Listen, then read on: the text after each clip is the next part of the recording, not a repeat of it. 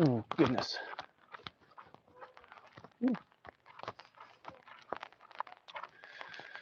Well, this didn't start out the way I had planned. I'd actually planned on having everything set up, but a few things got in the way of being exactly on time. One thing is our RV park neighbors decided to come in for the weekend, and they are very, very loud with their music outside, so I'm having to find another location to do this. Also, it started raining, so umbrella, which was a purchase today specifically for this. I thought it might rain, so um, we are. Hello, everybody. We are doing an Ask a Catholic for those that are new, and this also pertains to people watching this later.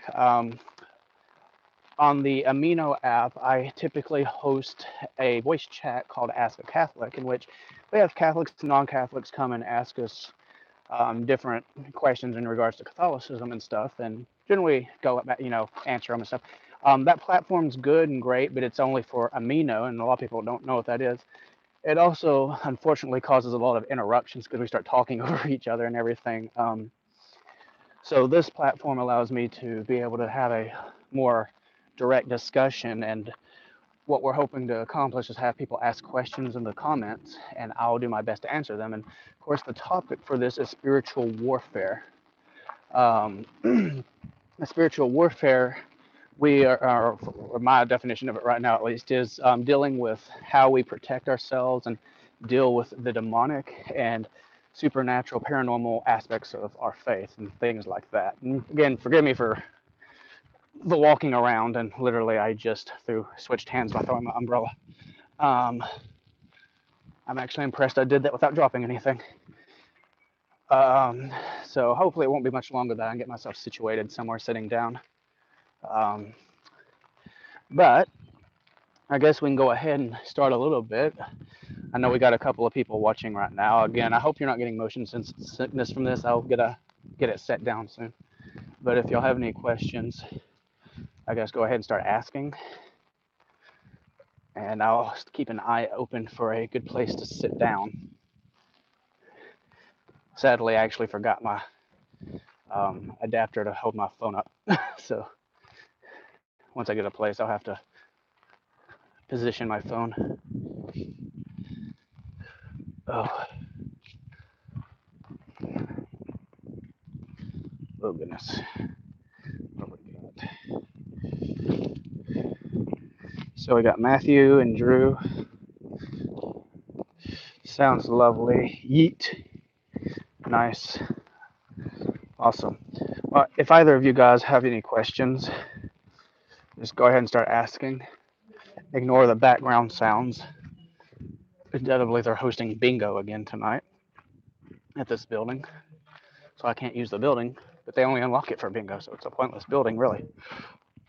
Oh. Yes, Drew, if you don't mind, you can do that. I sent out a broadcast, and I went to a couple of chats and let people know, but if you want to advertise it as well, that's perfectly fine. We got 3 people. Hello, third person. Again, the topic for this specific live stream is spiritual warfare. If anybody has any questions in regards to the, excuse me, sorry, the Catholic views towards spirituality, as in paranormal stuff, ask away, and I'll try my best to answer. Um, if for some reason I don't see your question the first time, you can ask it again. This live streaming, I can see the comments pop up, but they disappear within a few seconds. It's kind of fast, and until I can get situated somewhere, it's kind of just hard to read everything. Oh goodness.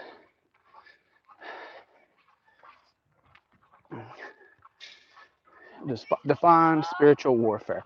By this, I'm referring to the aspects of having to defend ourselves from the paranormal, and by this I mean, what can we not do? What are we not supposed to do?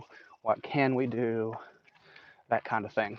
Of course, this has roots in demonic and ghostly activity and that kind of stuff. One thing I will not condone, obviously, is this practicing the occult. See, there's a difference between studying something and practicing something. If I want to know about a certain aspect of my enemy, study them and get to know what they are, but I don't become one of them, so to speak. Oh. Most of the way to where I'm wanting to go. Oh, I think I can put the umbrella down. Is it? Yeah, it's stopped for now. New umbrella doesn't like me. Ah, goodness. There it goes. But, okay. What's the church's position on ghosts and paranormal? Do they acknowledge it? Yes. Yes, they do. In fact, there's actually specially trained priests to deal with this. When we open ourselves to sin, we open a possibility that the demonic can take advantage of us. And this has been acknowledged, I mean, even before Christ ever came. But what we see, example, is the man in, I can't remember which gospel it is, man that's possessed, and the demons say they are legion, and Christ casts them out. So yeah, we have to acknowledge there are definite paranormal things. Proper paranormal research, like say you got something going on in your home, the more accurate way, and even the church does this when they're investigating this stuff, is to actually have a very skeptical view on everything, and they'll go through the house and they will detail it out and make sure there's not a logical explanation before they start looking into this stuff. When it comes into like potential possessions, they also make sure the person is screened by a therapist or a psychologist to make sure they just don't have a mental handicap. And that's what they're suffering from, instead of just, possession. That looks like it might be a nice little spot over there.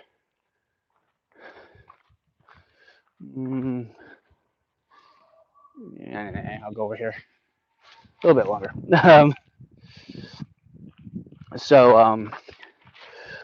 When it comes to ghosts and stuff, you get to this aspect where ghosts are often seen as the spirits of the dead walking around. The Catholic Church doesn't really acknowledge that that's what happens, because we have a place we go when we die. However, there is the aspect that we do believe that someone can come back and ask you to pray for them, and that they can come back and maybe say goodbye under special circumstances. But again, the limitations of that are very strict, obviously.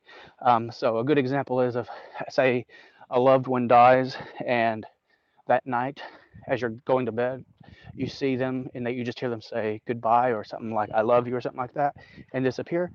That's one thing. It's a very interesting thing to look at, and you may ponder about it.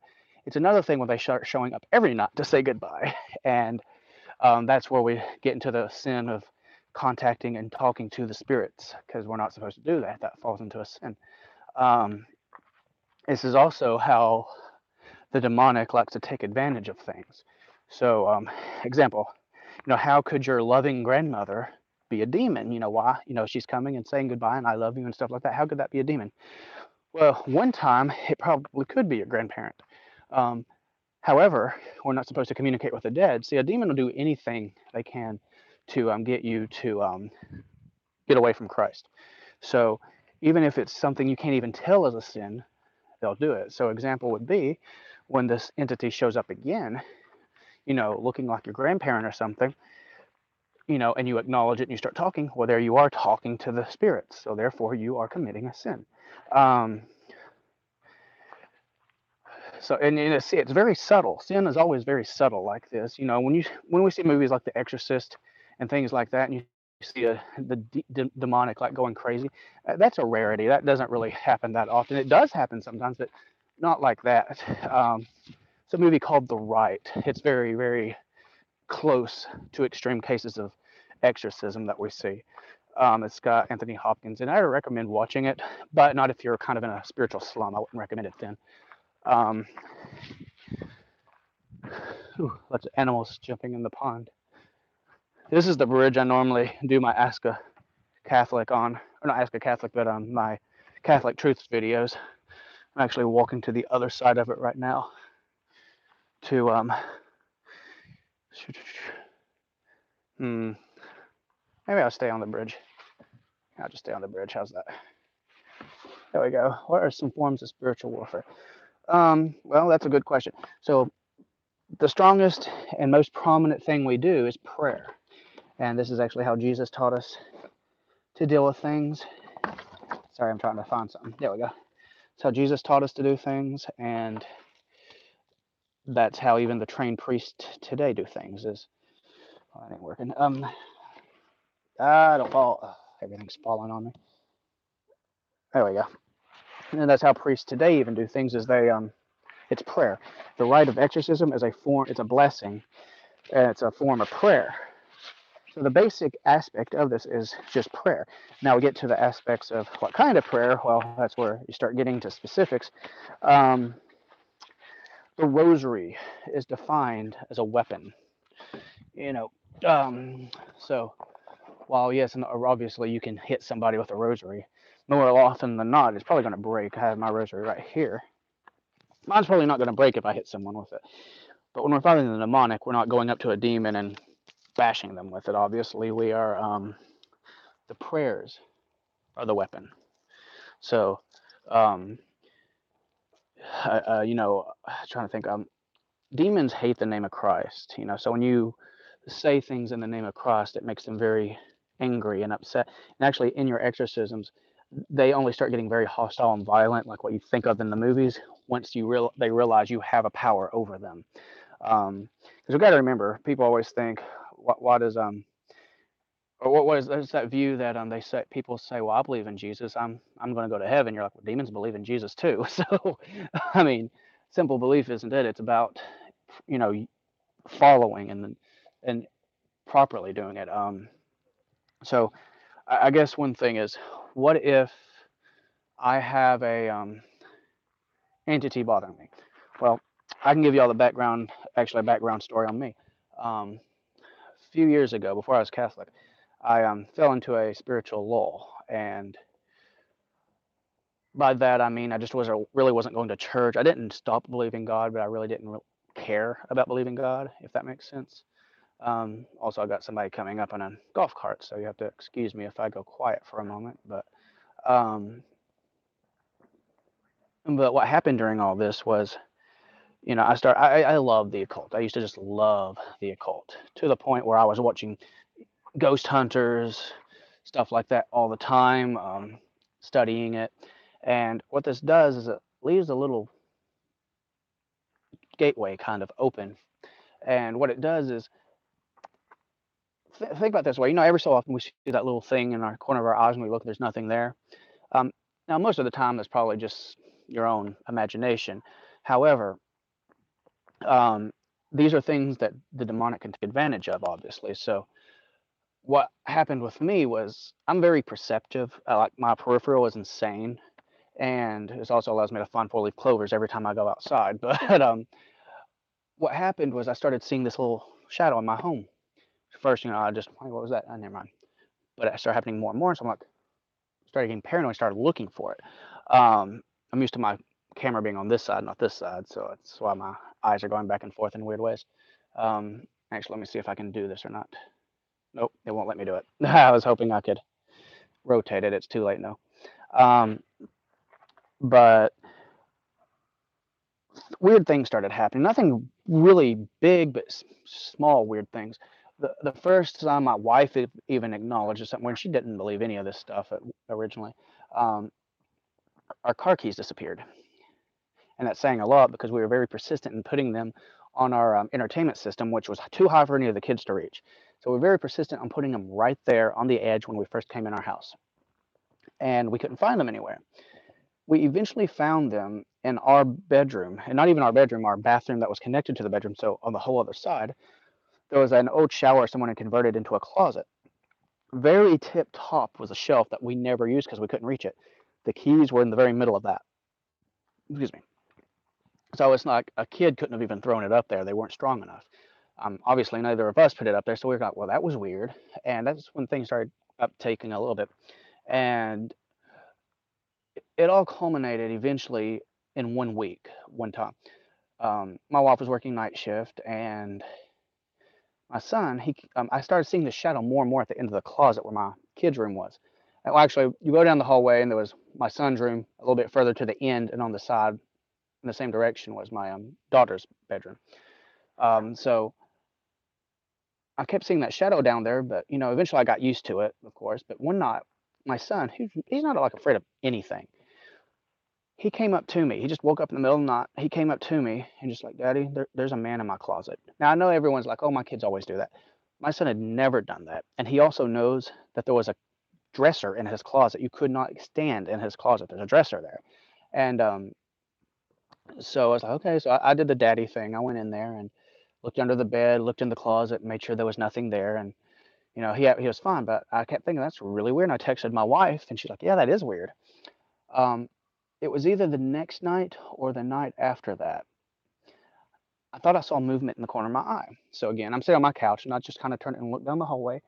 And there was already a normal shadow at the very end, kind of on the corner wall. But it seemed bigger than normal, more solid. And then suddenly I just see the shadow. I'm watching it straight on. The shadow just goes across the hallway right into the closed door of my daughter's room. And it wasn't even a split second later. All three of my daughters just start screaming their heads off. This is the dead of the night. Of course, I didn't care about any supernatural aspect of this at that time. I got up and just took off running down the hallway. I opened the door. It's ice cold in the room, which it was a hot day, so it should not have been ice cold. My twins are on their bed in the corner, hugging each other as tight as they can, just screaming at the top of their lungs. My other daughter, who was not in the bed with them, she was in a little playpen type bed, was in the other corner, as back as far as she could, screaming as well. Now, this was not an aspect that one of them just woke up, screamed, and they all woke up. They literally all started screaming at the same time. So I go, I'm comforting them and stuff. We ended up having a um, slumber party in the living room and the floor. Everyone just slept on the floor. So, but my wife got a little paranoid with that too, and she finally started noticing things. And what I ended up doing was,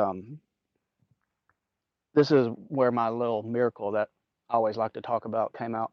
I went outside one night that week and clear sky, and I said, God, I know you're there, but can you just give me a sign you're there? And the moment I said that, this huge meteor, big green meteor, shot across the sky. And so I was like, okay, then I know what I need to do. And that's when I started doing my research and eventually was drawn to the Catholic Church. But during all this, I started studying what to do in this case. I wasn't Catholic, and the way I was raised in the Protestant churches, we didn't really deal with that. So eventually what did I did some prayers around the house like it was recommended, and it started deadening. The stronger our faith grew, while researching, you know, less the weaker this thing seemed to be. And even today, it's not all the way gone, but it doesn't really bother us. It only bothers me when I realize I'm in a very spiritual down spot and I pay attention to it. Um, in the past few months, we've had one weird thing, and something flew across the room, and that was about it. Um, Nothing dangerous. It was just a small toy or something. Granted, what I need to do is obviously have a priest come and do an official blessing of our RV. Now, unfortunately, with these things, it's not typically items that they follow, it's the person. So even if the RV itself was blessed and stuff, it might still do something. But that's my own personal account of this. What I do now is, and I need to do it again, is I put holy water, I sprinkle it inside our house and say a prayer. Then I put it on the doorway as well. But that's my little story there. I don't know. Um, let's see.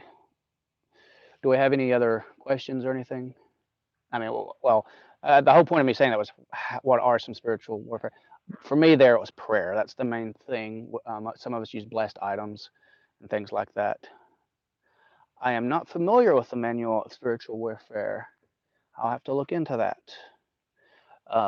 Thanks for asking a question I don't know the answer to. How can one use the crucifix medal of Saint Benedict spiritually? Heard they can be used to fight temptation in the morning.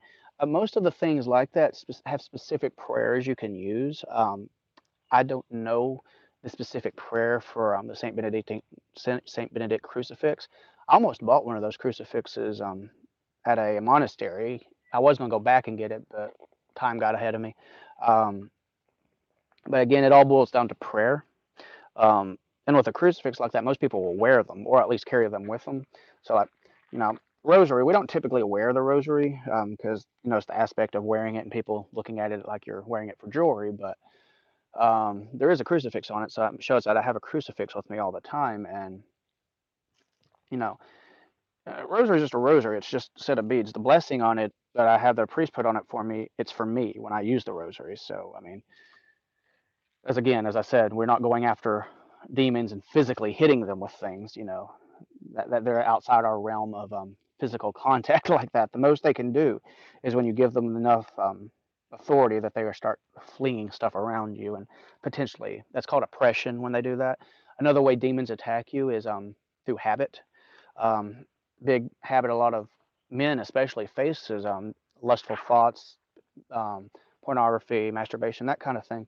Um, while that can be a bad habit, try fighting that habit. It's always hard to fight a habit, but when it's something very depraving like that, just think, it's just horrible. It's just like it's everywhere. It's like, I walk around a mall and stuff on a normal basis. I'm like, I'm at a mall, but say if I'm trying to fight lustful thoughts, suddenly everywhere I look, that's all there is. And there's this aspect that we sometimes call our own bad habits our demons, but there's a more realistic approach to that because while they are our own personal demons, there also are demons that are causing this for us. So we say the demon of lustful thoughts, the demon of masturbation, the demon of pornography. It's an individual demon after you. Um, we also have our guardian angels that we pray to that help us with that, and that's another thing I actually personally need to work on is praying to my guardian angel to give me strength, and Saint Michael the archangel as well. Um, but those are with the Benedict crucifix again. It's just know your prayers or have a card with the prayers on it. Most of my prayers I don't have memorized. I have it on my phone, so I use it. Um, but I hope that answered that question. Or is there anything else? Try to get some stuff going on. Pretty since the rain stopped. Now I've got a massive umbrella with me for no reason. Did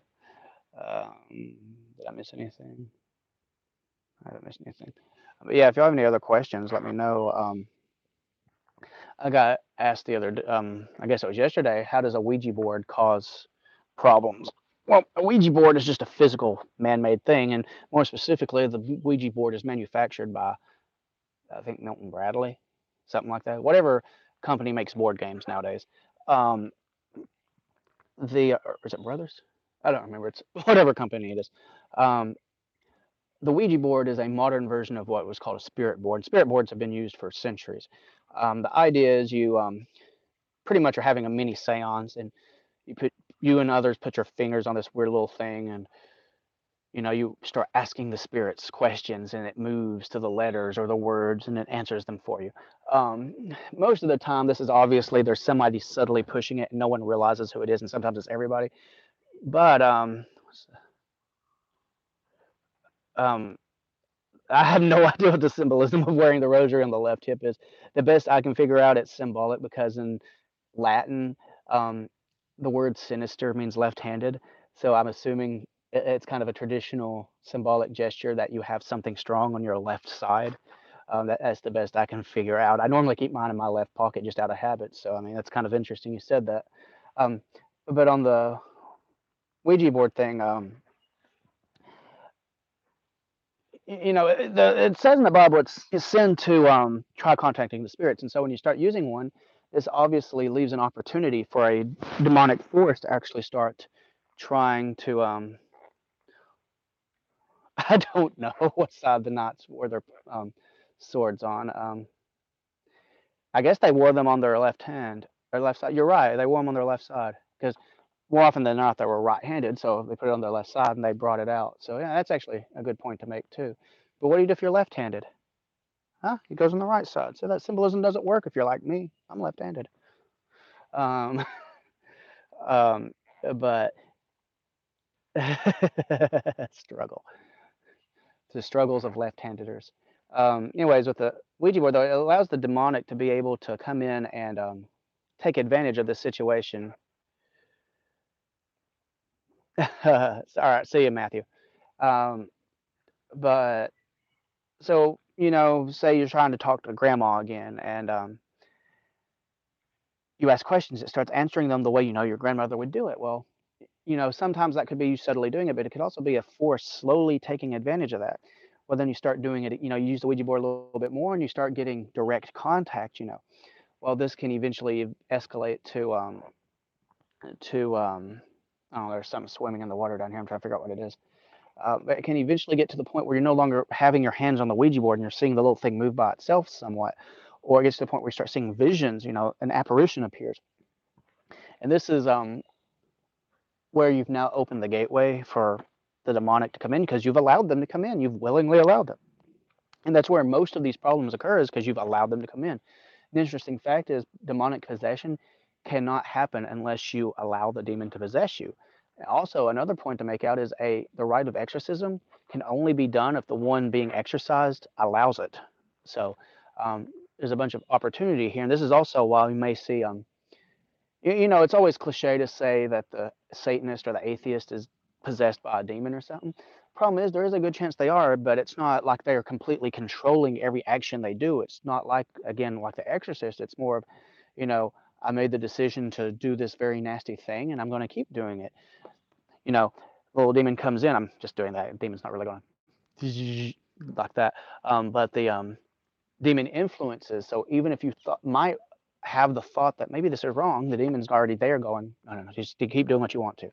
And this is why we have this big problem in our own Western culture today, is because we want to do things that make us feel good. You see more possessions, like angry possessions, in like third world countries. And the big aspect is why would the devil want to make it more well known that he exists in a world that doesn't, in a society that doesn't really believe him, versus in a society where people are actually afraid of him? That's where he does actual attacks. But we still get, indirect or subtle attacks anyways. I mean, again, why do we give into sin? Sometimes it's our own weakness. Sometimes it's because we don't realize we're even doing it, like it's a bad habit. But why is that habit there? It raises a lot of questions and everything.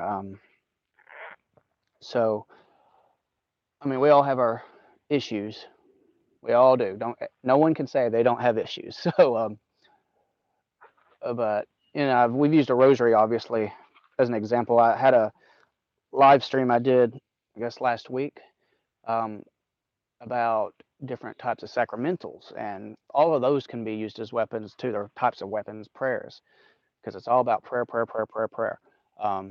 Because again, the rosary, we call the rosary, this thing, we call it a rosary. The rosary is just a set of prayers. So, it gets to the point where this isn't even required for a rosary. These are just physically kept to help us keep our numbers up on where we're at in our prayers and everything. But okay, the greatest law that ever told was that he does not exist. That is very true. That is very true. In fact, you're actually seeing that lie infiltrate so many churches today. There are so many preachers and Protestant denominations where they say, "Oh, the devil doesn't really exist. Everyone's going to heaven." Actually, on our the Genesis Amino, I made a post of what happens when we die, and it's actually, to me, terrifying that so many people said we all go to heaven. That's just terrifying because that's not true. That's just blatantly goes against the teachings of Jesus himself. But the question is, what allows this belief to persist? And it's part of it's just bad teachers, but the other part of it is everybody's equal mindset. Everyone, God will never do anything bad to us mindset. Well, God doesn't do the bad stuff. We do it to ourselves. If I see a stamping machine, I'll do this, doing this, I know if I stick my hand under it, what's going to happen. Well, I mean, right now I'm fine, right? If I stick my hand under it, it's not the manufacturer's fault that it got smashed. It's my own stupidity for sticking my hand under it. Unfortunately, in today's society, I could sue the manufacturer, and this is part of that culture of, I can do anything I want to mindset. And this is also why we have warning labels on coffee machines that says, warning, hot water may be hot. But it's a sad state of affairs, in all honesty. Remove all stamping machines, yes. This is the problem. We have what's referred to as the feel-good gospel, where people want to do what they want to. They do what feels good to them. This is a very strong spiritual attack because that's not what the Bible teaches us. As a Catholic, I actually hear all the time people accusing me of picking and choosing which scriptures to listen to, and then at the same time, these are the same people saying, "Oh, everybody goes to heaven. There is no hell. Satan's just symbolic. He's not real." And you're like, you're telling me I pick out which scriptures? I don't. Everything I do is based on scripture. Of course, in Catholicism, we also have sacred tradition, which is not in scripture. However, sacred tradition is mentioned in scripture, so we know it exists. There's a cardinal over there. Um, See, this would have made this really funny if I'd have said that and a member of the Cardinals came running by and saying hi. But no, it's a bird. um, but I mean, we can look. It's sad how much we can look in the church and see sin taking over, and we know this is an attack by the devil. Should name him Sarah, Cardinal Sarah. I think it's pronounced Sarah. Um, on Church Militant, where I originally heard about Cardinal Sarah, they did say Sarah a couple of times, but then more recently they've been saying Sarah. So I think they figured out the correct pronunciation is Sarah. Um, but I mean, we always like to look at the secular world, the non-Christian world, and see how the devil is affecting all that. Problem is, the devil doesn't really have to do anything with that because the people are already doing it. It's within the church, within Christendom that we see a lot of these horrible things. Um, I mean, why does the devil need to convince the atheist to sin? The atheist can do whatever, already has the mindset to do whatever he wants to. This doesn't mean that an atheist couldn't become possessed by a demon. No, by all means they can. Of course, the atheist isn't going to believe the demon to do it, so he's not really going to get possessed, anyways. But that's meant to be an example, um, like a useful idiot kind of thing. Yeah, very much a useful idiot kind of thing. Um, but where best to attack Christ than within the church? So, I mean, we can look at the history of the Catholic Church and say, oh, look, the Great Schism, those Orthodox, they're in heresy. They can look at us and say, oh, you're in heresy. Excuse me.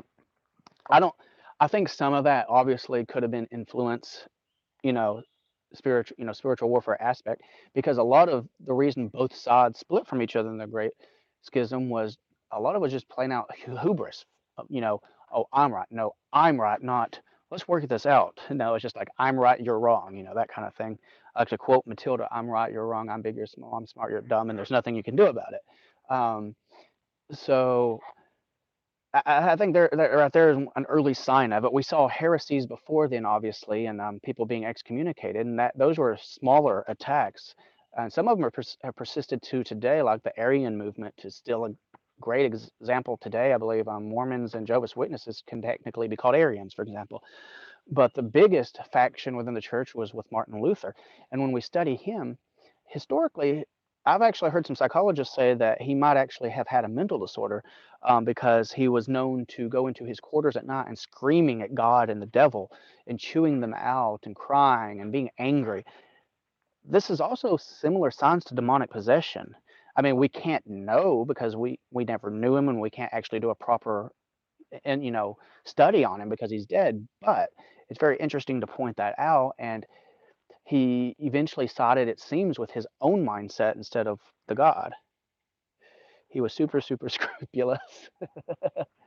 um, I think another good reason why I think it's possible that he is um, a proponent of potential, not necessarily possession, but maybe oppression. But I could go as far as possession, is because he lamented on his deathbed that he had divided the church so much. He said that on his deathbed he had said that for every single person that can interpret the Bible, there will be a new church, and that was like some of his last words. He lamented it. That means he felt very bad, very sorrowful for, because he didn't originally want to divide the church. He wanted to clean the church, reform the church. That's what's called the Reformation movement. However, there was corruption in the church at the time, and again, this is another aspect of spiritual warfare within the church, because we had corrupt individuals in power, and while the church itself has remained pure, it goes to show how these evil forces couldn't change the fundamental teachings of the church. But it did give other people that were looking in on it these other ideas. And we see that again today. Was like the child sex ring and stuff. Those all those cases going on within the Catholic Church with the priests. This isn't the church's fault, and in fact, the church has been condemning it, doing investigating, um, defrocking priests and everything. But it's like these priests, they get into a sinful way of life and they start being very bad.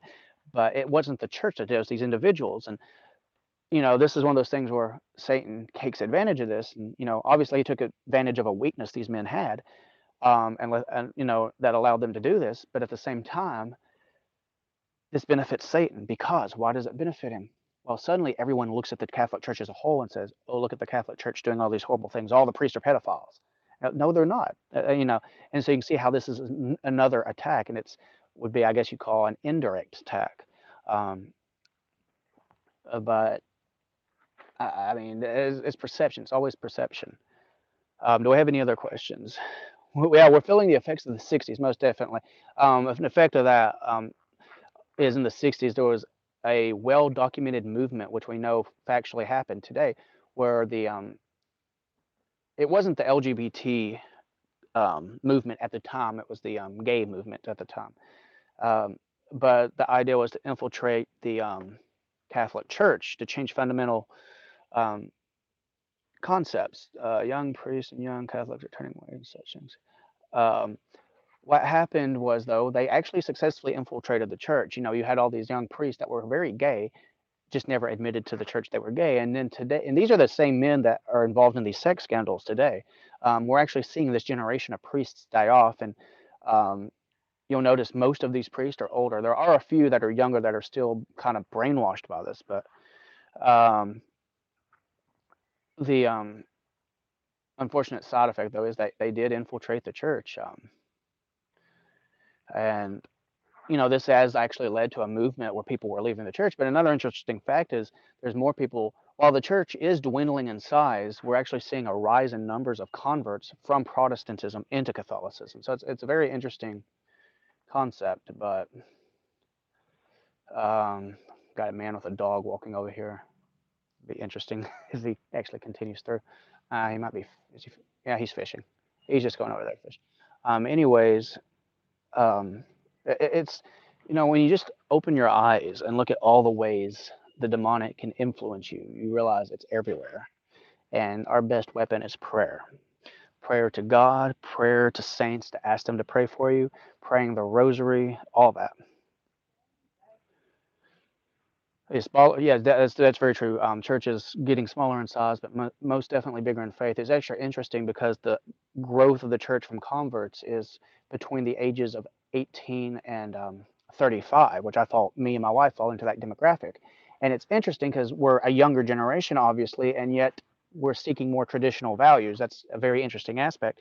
And this is actually a societal thing in all of the Western world. Is all this younger generation are becoming a lot more traditional and conservative versus being progressive because they've seen what being progressive both religiously and socially is doing. We've got a good 50, 60 years of what happens when that occurs and people aren't liking it. Um, do we have any other questions, though? Because I feel like I'm doing a little bit of rambling. But I think I'll do one more question before we end it because we're going about 40 minutes. No, that's fine, Drew. If you're wanting to ask questions, go ahead and ask. Got enough time for one more question.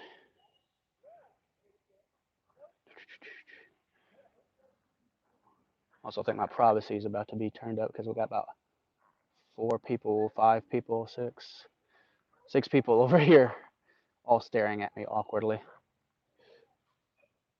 Have everyone listening? Do we have any other questions? Also, if you just joined, I saw someone just joined. If you have any questions about spiritual warfare, ask real fast. This will be our last question for the night. At least in this. After this is over, I may go into the Catholic chat in Genesis Amino and open up the Ask a Catholic for a little bit while I'm out. Do we have any questions, though?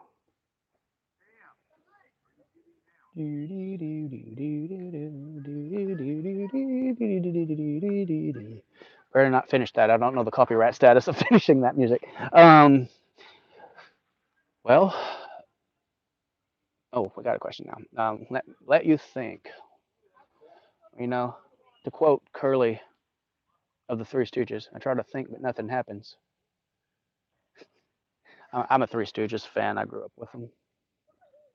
Um, but no, again, it's very easy to see where the demonic lies. But unfortunately, because of this, you can get to this fundamentalist mentality where everyone thinks you're running around screaming Satan at everything. Um,